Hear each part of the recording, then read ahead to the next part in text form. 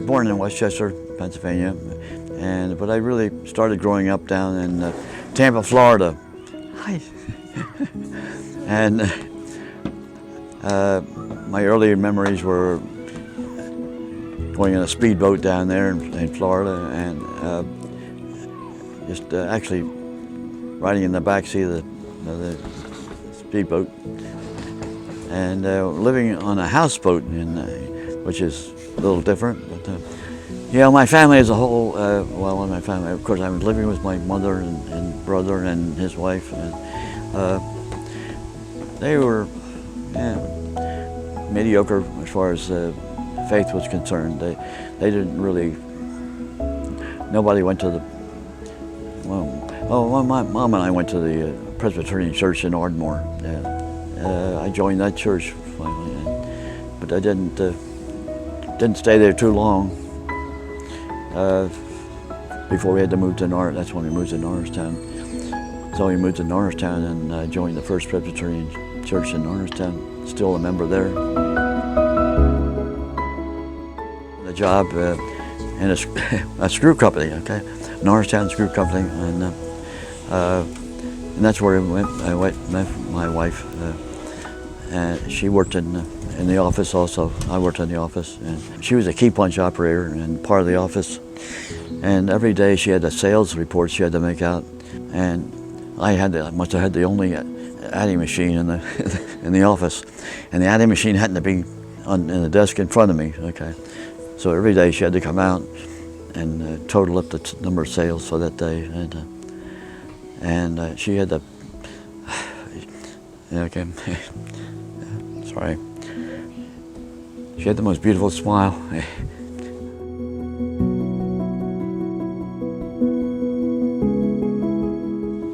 So we finally got married, and about 2 years. We were engaged for 2 years. I got to, and we went on honeymoon to Ocean City, and stayed in the Flanders Hotel there. We moved in the house in 48, I guess it was, and so Bob didn't come along until 5 years. We waited 5 years, and then we had Linda, and it was 5 years between Linda and Bob.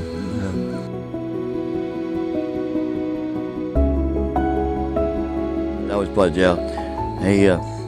But he was a Phillies fan, and at that time I was an A's fan. If you ever heard of Philadelphia Athletics, yeah. At Broad and Lehigh, at 21st and Lehigh, but as I said, he's a Phillies fan. So I'd never been to a game before, so I was trying to figure some way of something. And he said the only way he would take me if we went to a Phillies game. So, okay, I'll be a Phillies fan for a day. Look at that! Yeah, Poppop!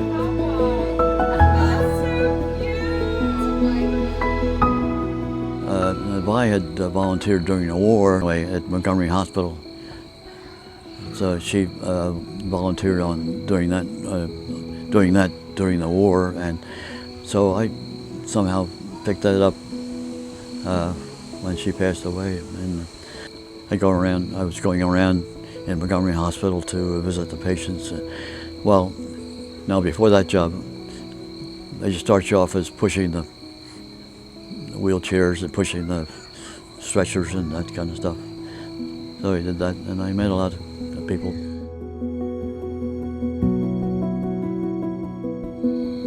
If you had to give advice to any of your great-grandchildren, Reese is just over 1, Allie's not quite 1, what advice would you give them once they turn 10 years old or something like that? Or what advice would you give to someone today on how to live their life, or just best advice that you would have for them?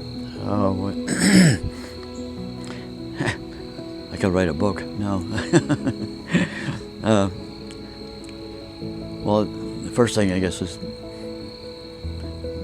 become a Christian. Stay close to the Lord every day of your life and depend on Him, and know that He is always there with you. And just try to be fair to everyone, and try to live the life that the Lord would have you to be honest, and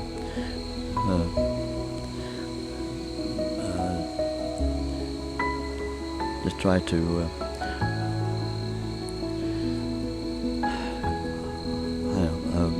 just try to be the best you can and depend on the Lord, and know that you're never by yourself. You're never alone.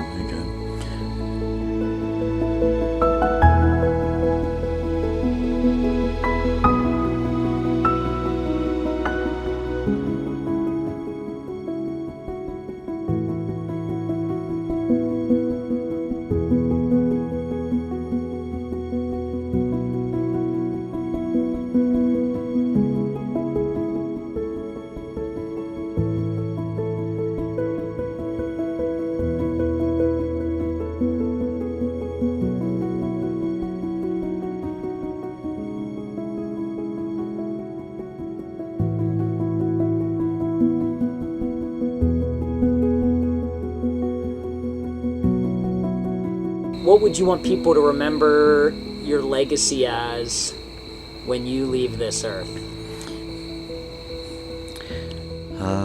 I'd say trying to help other people, trying to lift their load wherever I could, whether trying to make them happy, make them lighten the load, just or try to encourage them to stay on the right path. I mean, you know what I mean by follow the Lord, and be faithful in reading your Bible, and